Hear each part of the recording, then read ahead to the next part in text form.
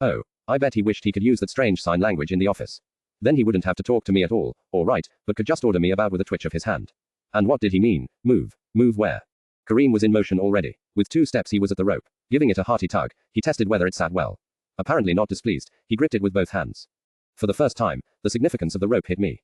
Blimey, he was expecting me to climb up there. Bracing his massive legs against the wall, the Mohammedan began to climb, determinedly. Soon, he had vanished into the darkness above me. Mr. Ambrose followed, swift and graceful, and I followed, too. Probably more determined than swift or graceful. After only half a yard or so, my arms began to scream in protest. My palms were on fire, bitten with the hot teeth of the coarse rope from which I hung like a leg of mutton from a meat hook. Clenching my teeth and ignoring the pain, I took one of my hands from the rope and reached upwards.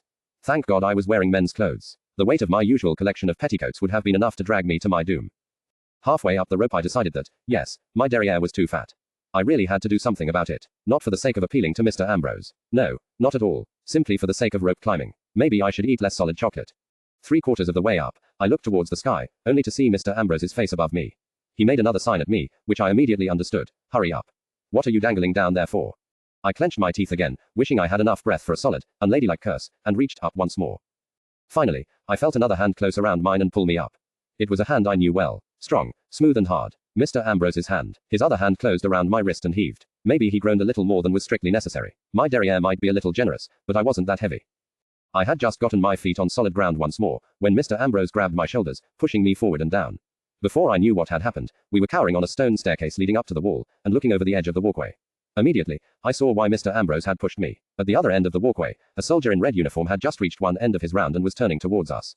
He had to have heard something, for there was a frown on his face when he surveyed the walkway. Kareem, who was kneeling beside us, raised an eyebrow, touching his saber. Mr. Ambrose shook his head. The soldier, who had no idea what kind of danger he had just escaped, shrugged and continued, while we slowly started edging down the stairs, away from him. Can soldiers of the Presidency Army act as soldiers outside of British India? I hissed. That is outside of their jurisdiction, isn't it? The jurisdiction is wherever Lord Dalgleish can buy them jurisdiction, Mr. Ambrose replied coolly. Now be quiet, and follow me. He inched down the stairs, pressed tightly against the wall, his cane, which he had somehow managed to retain while climbing up that infernal wall, clutched tightly in his hand. I had no doubt it was the one with the concealed blade inside. He had come well prepared. For a moment, I wondered what arsenal Kareem might have concealed underneath his turban. Probably a large one. But large enough for an entire garrison of soldiers. I wrenched my thoughts away from glinting steel and cracking guns. I had more pressing concerns. It was pitch black here, in the shadow of the wall, and I had to be very careful not to stumble over my own feet and break my neck. At the bottom of the stairs, we could hear faint voices. Mr. Ambrose inched towards them, the grip on his cane tightening even more. Beyond him, I could just make out the outline of a large, wooden shed. The voices seemed to be coming from around its corner. Mr. Ambrose leant forward and risked a peek. Turning to us, he made a quick, jerking movement with his hand. It is all right to move, Kareem, who stood next to me, growled into my ear. They are distracted. He moved past me, behind the shed, and I followed. This must be the shed Mr. Ambrose had mentioned. The one behind which we were to change into uniforms. Opening his bag, Kareem threw Mr. Ambrose and me one uniform each, and kept another for himself. They quickly slipped into the red coats. The voices on the other side of the shed, meanwhile, moved away, until we were completely alone in the night. Then, Kareem withdrew a rather jaunty-looking blue hat with buttons on it from the bag and put it on his head in place of the turban, glaring at me, daring me to make a comment. Yet I was too busy to comment on his headgear. I had difficulties of my own. With all the strength at my disposal, I tried once more what I had been trying for the last 3 minutes, to force the first button on my uniform into its buttonhole. There, is a slight problem, I whispered. Indeed, Mr. Ambrose asked in a frigid whisper. He was wearing a hat with buttons on it too, and, to judge by the twitching of his little finger, wasn't too pleased about it. I waved my arms, making the uniform stretch uncomfortably. The uniform is rather tight over my other clothes. It may surprise you to hear this, Mr. Linton, but I do not care. This is not a Paris fashion show. It's not just uncomfortably tight, sir. It's too tight to wear without popping buttons, at least over my other clothes. I shall have to, undress. For a moment, I saw a flicker of something in Mr. Ambrose's eyes. Nothing hot, not even something warm, but there might just have been the flicker of something tepid at the center of those dark, icy orbs. Yet he turned so quickly, I couldn't be sure. Get on with it, then, he commanded, his voice as cold as ever. Kareem followed the example of his master and turned, though I had the impression that what he really wanted to do was run and hide behind the next wall. I was feeling a little queasy, myself. For all my forthright behavior in other areas of life, I had never been very forthright in the one area of life that usually led a girl to undress in front of men. I had to shiver at the very idea of it. Certainly I shivered at doing it here, in the cold night air, behind this dilapidated shed. You probably wouldn't despise it quite so much if Mr. Ambrose and you were alone, somewhere nice and warm, Immediately, I kicked that thought out of my mind, where it didn't belong. Changing your clothes, I told myself. That's all the reason why you're undressing now. To change your clothes. And he has got his back to you. He is not looking. He wouldn't even want to. And you do not want him to want to, understand? Glancing up at the back of the two men, I saw that Mr. Ambrose had his arms crossed behind his back, and his little finger was twitching with the tempo of a sewing machine. Hurry up, Mr. Linton, he hissed, straightening his perky blue hat. If one of the soldiers comes around the shed now. I thought they had gone. They might come back, if they find you like this. What do you think they will do? I asked in a voice that, for some unfathomable reason, sounded teasing. Sound the alarm and come back with heavy artillery, he growled.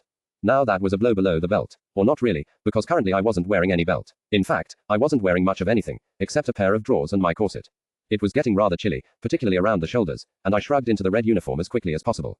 I had expected it to feel awkward, but it didn't. Wearing Uncle Bufford's Sunday best for so long had made me become accustomed to wearing trousers.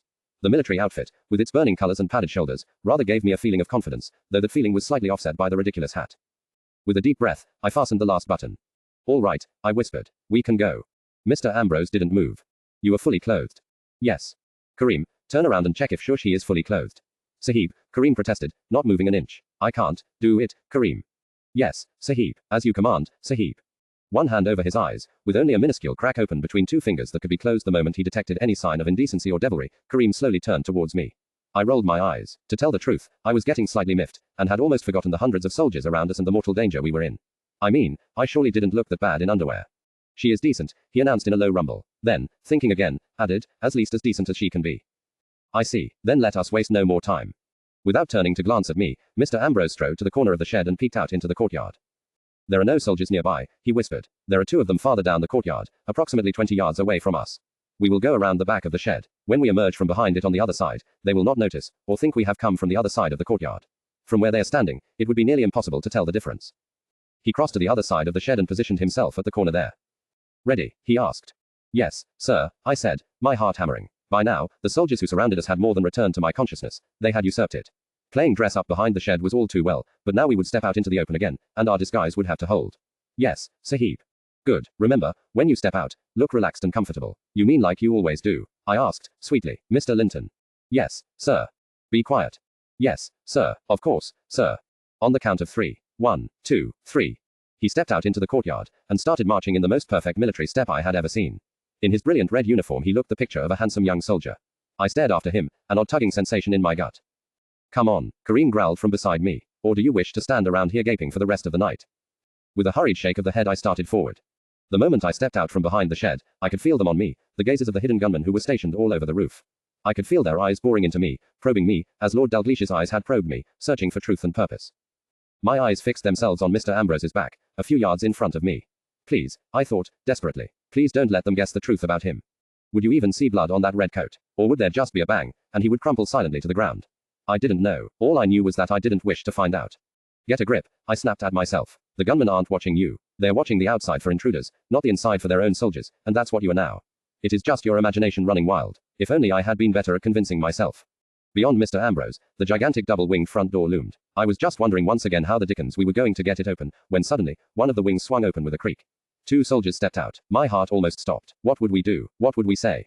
Mr. Ambrose gave the soldiers a curt nod. He didn't say anything. They gave him a curt nod back. They didn't say anything. And then we were past them and inside the hallway. How did that just happen? I asked, my voice unsteady. What? Mr. Ambrose inquired. He wasn't paying attention to me. His eyes were sweeping over the different doors that led from the hallway in various directions. Are getting past them? I nodded, they nodded, we walked past. It's not that complicated. But, why didn't they stop us? Question us. That's why we are wearing a disguise, Mr. Linton. So people won't know who we are. Come on, this is the right door. And he set off towards a door in the left corner of the room. It opened without resistance, and the 3 of us entered a narrow corridor, dimly lit by the occasional gas lamp on the wall. Mr. Ambrose neither slackened his pace nor altered his brisk gait. I marveled at how authentic he looked. He could have been a general, or a lord leading his army into battle. Which maybe he was, in a way. Shaking my head, I quickened my pace to keep up with him. We passed a door on the left, and Mr. Ambrose didn't stop. Again we passed a door, and again he didn't give it a glance. We passed many doors on our march down the narrow corridor, some on the right, some on the left. From behind some came raucous laughter, from behind others came the sounds of swords being sharpened, from behind yet more we heard only silence. Mr. Ambrose did not deviate from his straight course once until we reached a bend in the corridor. There, he stopped dead and, without turning, said, around the corner, there is a straight corridor. It should lead directly to the door of Dalglish's office. In case we encounter someone, we cannot speak or discuss our route anymore. The closer we get to Dalglish's office, the more soldiers we will meet. Kareem, another look at the map, to make sure. The Mohammedan fished the map out of his bag, did a quick check and put it back. Yes, Sahib, you have it correct. I see. Remember, straight ahead and through the door. Don't speak. Look as though you know what you are doing. He started moving again, and we followed. With a few steps we were around the corner, and before us, there was a little room with the corridor splitting off into 2 different directions. Lion's den. This, Mr. Ambrose said, gazing coldly at the 2 doors, is inconvenient. Kareem swore violently. What is this? I demanded, pointing to the bifurcation. I thought you said there is only one corridor, and it leads straight on. I also mentioned that the plans were not up to date, if you remember, Mr. Linton. Spiffing, absolutely top hole. Angrily, I gave the wall a kick. Naturally, it kicked back just as hard, as walls usually do. So we're just going to pack our bags and go home. Certainly not, said Mr. Ambrose, who looked as if the whole thing was nothing more than an intellectual problem to be discussed over tea and biscuits. There are 2 corridors. We are 3 people. Simple arithmetic tells us the solution. We will divide our forces, and whoever discovers Dalglish's office or his personal safe will have to acquire the file and make it out of here. Kareem, who had just been about to follow my example and kick the wall with all his force, stopped. I was rather glad. He might have brought down the house on top of us. Of course, he exclaimed. I'm at your service, Sahib. Where shall we go? Where shall we send? His eyes rested for a moment on me, while he searched for the proper pronoun. This individual. I opened my mouth to give him a piece of my mind, but Mr. Ambrose was quicker. No, Kareem, we will not go together. You will go one way. Mr. Linton and I shall explore the other corridor. Something like hurt showed under the black curls of Kareem's beard. I might have been sorry for him if I hadn't been so busy suppressing a gigantic grin. You'd rather be accompanied by this creature than by me, Sahib? The Mohammedan demanded. Mr. Ambrose made a terse movement with his head towards the second corridor. I'd rather send somebody I can rely on where I cannot go myself, Kareem. Nice. The grin stopped trying to force its way onto my face. So he couldn't rely on me, could he? Mollified by Mr. Ambrose's words, and probably also by the sour look on my face, Kareem bowed. I shall do as you command, Sahib. If you find the file, leave. If you find nothing, leave. Don't wait for us. We will meet back at Empire House. Kareem didn't look too happy about that order, but he bowed again. As you wish, Sahib. Without another word, he turned and disappeared down the corridor to the left. Come on. Mr. Ambrose motioned down the other corridor and started forward. We have wasted enough time. I almost ran after him. Not that I would ever have admitted it, but leaving Kareem behind sent a tingle of fear up my spine. No matter how many soldiers Lord Dalglish had at his command, I couldn't see any of them getting past the huge Mohammedan. Now that he was gone, all Mr. Ambrose had for protection was his cane, which just now didn't seem as impressive to me as on the first occasion he had drawn its hidden blade. Suddenly, Mr. Ambrose stopped and held up his hand. That was a sign even I, with my very limited experience in burglary, had no problems understanding. I halted, and waited with bated breath. When, after a few moments, nothing had happened, I whispered, "What is it?" "Voices," he said in a low, but otherwise normal, tone of voice. "Be quiet, and if you have to speak, don't whisper. We are soldiers, remember. We are supposed to be here, and if we whisper, it will sound suspicious." That actually made sense. "Yes, sir. And don't call me, sir," he added, still peering down the corridor, his back to me. "If somebody catches you doing it, we will be under immediate suspicion. We wear uniforms of the same rank." A grin spread across my face. "Do we, now? Mr. Linton?" "Yes, yes, mate. I can feel your smile. Dispose of it immediately." "Yes, mate. And don't call me mate. Only drunken sailors do that." "Yes, see my thingy. Mr. Linton." "Yes. Be silent, I am trying to listen." I decided against giving an answer. I had run out of forms of address in any case, and I was just as interested as he to hear what was going on up ahead. Straining my ears, I tried to catch the voices he had mentioned. There was something, not voices, only indistinct noises. A clang of metal here, a dull thump there, that was it. Then it came, a low shout, just before the next thump. Again a shout, a bit like a command, but not really, and then another thump. "What do you suppose it means?" I whispered. His hand jerked up. "Blast, I had forgotten, no whispering." Quickly, I continued in a more normal tone of voice. "That doesn't sound like an office, does it?" He shook his head. "Well, what is it?" "I am reluctant to venture a guess with only audible data at my disposal, Mr. Linton. But it sounds very much like a dock. Like a ship being loaded. But, we're still a long way away from the docks, aren't we?" "Yes." Without any further explanation, he started forward again. "Yes, that's all you're going to say." Cursing inwardly, I hurried after him. He still marched along the corridor as if the whole place belonged to him, as if he had a right to be here that nobody could dispute. I did my best to imitate him, but probably didn't quite succeed. Slowly, the noises up ahead grew louder, the voices clearer. It was clear now that things were being loaded. I could hear the recurring thumps of the load as it was let down from high above, and the squeak of what I supposed were pulleys and cranes. The shouted commands made it certain. 2 yards to the left. Down, now. A bit to the right. You've got it. Gently now, gently. This stuff is valuable. I could see light up ahead. Suddenly, the corridor opened in front of us into a wide hall. I wanted to duck back, but Mr. Ambrose hissed at me out of the corner of his mouth. "Don't you dare. They have already seen us." And he was right. The eyes of several soldiers who were standing on a gallery that led all around the room were on us. They were out of hearing range, but they could see our every move. "Oh my God," I breathed. "What now?" "Do as I do," he hissed. "Exactly as I do, on the other side. Now," and he took a few steps to the right, until he stood at the left end of the corridor, and assumed an erect position, his arms clasped behind his back, his legs clamped together. Having no idea why, I did the same, and felt pretty silly about it. After a few moments, the soldiers on the gallery seemed to lose interest in us. Their eyes wandered onto more important things, like the crates full of dried cod that were piled on top of one another in a corner of the hall. I stared at him, fixedly, waiting for the, seize them. Or, shoot, but no such command came. What is the matter? I asked out of the corner of my mouth. Why aren't they suspicious? Why aren't they even looking at us anymore? Because we are acting as soldiers are supposed to act, Mr. Ambrose replied. I had no idea how, but he managed to speak without actually moving his lips. We are standing guard. Standing guard, over what? The entrance to this corridor, of course.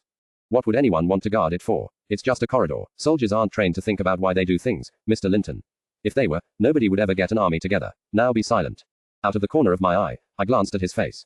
It was as cool and still as a block of ice. How could he do it? Inside me, fear, excitement and stress were writhing like a wounded snake. He didn't show the least emotion. But then, he never did. Oh yes, he sometimes does. In your imagination he does a lot of things.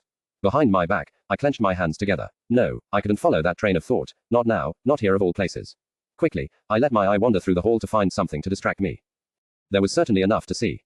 At first, the redcoats of the soldiers, flaring up like signs of danger, had distracted me from the rest.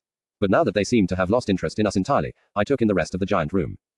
Room probably was not a big enough word. It was a cavern, a man-made cavern, almost as big as the entrance hall of Empire House.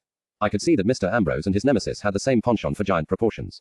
Yet where in Mr. Ambrose's hall there had been a monument of cold barrenness, although it was the entrance to his headquarters, this hall in a simple East End outpost of the East India Company was flaming with sumptuous color.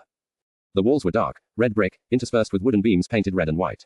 Up above, the beams arched to support a flat ceiling. Torches hung from the wooden supports, plunging the whole scene into sinister shades of dark gold and orange. In the flickering torchlight, the glinting barrels of the soldiers' guns looked like the torture instruments of Satan's disciples in hell. Shadows flickered over the ceiling and the gallery that surrounded the room. Shadows also moved with the soldiers who were marching along the gallery, watching the scene below. And shadows were thrown by the gigantic contraptions that filled the center of the hall. I hadn't been wrong. There were pulleys, cranes, ropes and even lorries in abundance.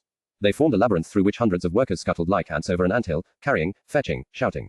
If all things around them left bizarre shadow paintings on the wall in the flickering torchlight, they themselves painted entire ghastly frescoes in black and dark orange. The cranes were the arms of giant black octopi, and the ropes on the pulleys were snakes, waiting to strike and bite.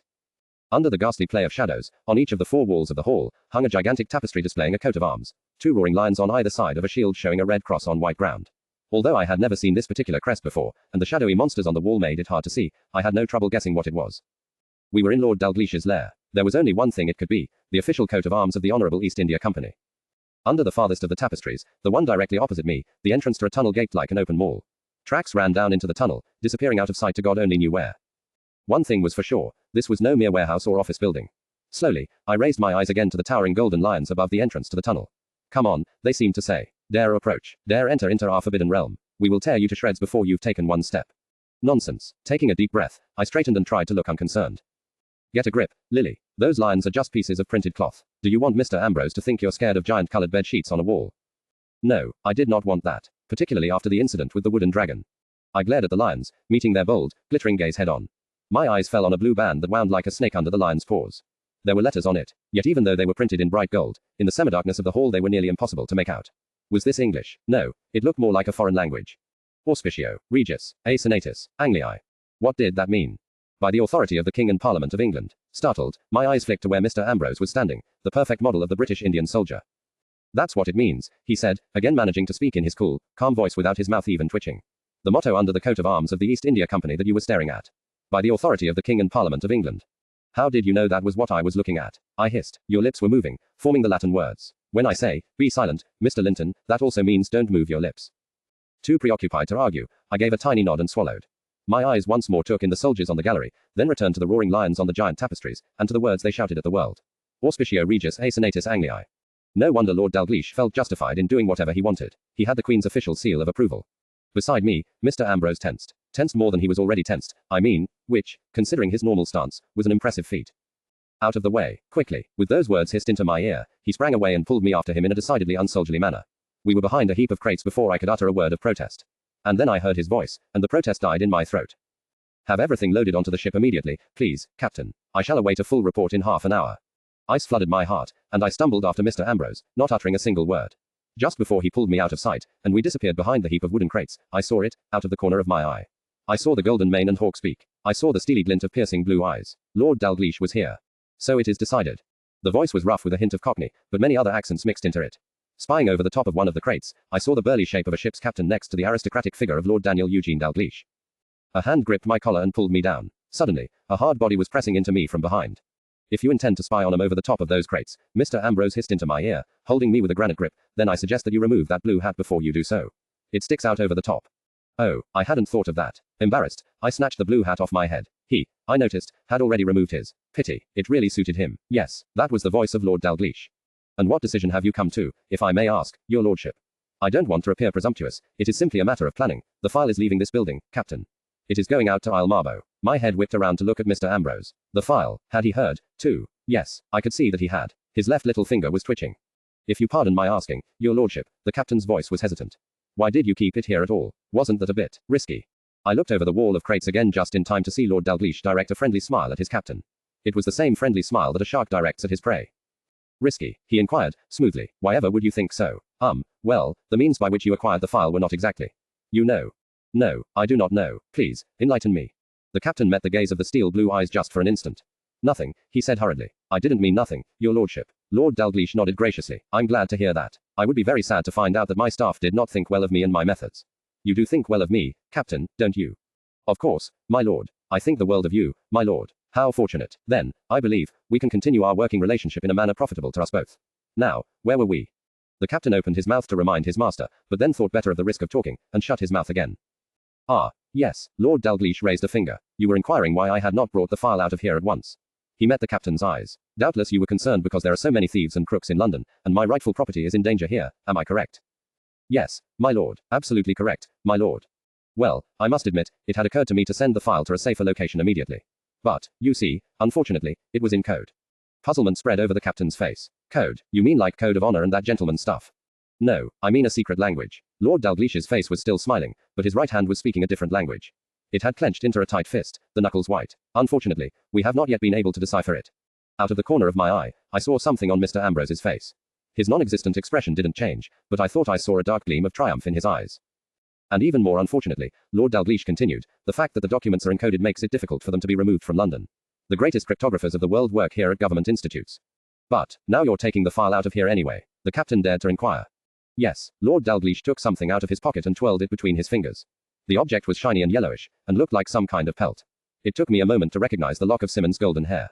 The hair of a dead man. With a quick, merciless motion, Dalgleish crushed it between his fingers and let it fall to the floor. I have received signs that this course of action would be advisable. The captain stared at the remains of the lock in confusion. He didn't know what I knew. But, what about these code experts? If, like you said, they live here in London, my lord.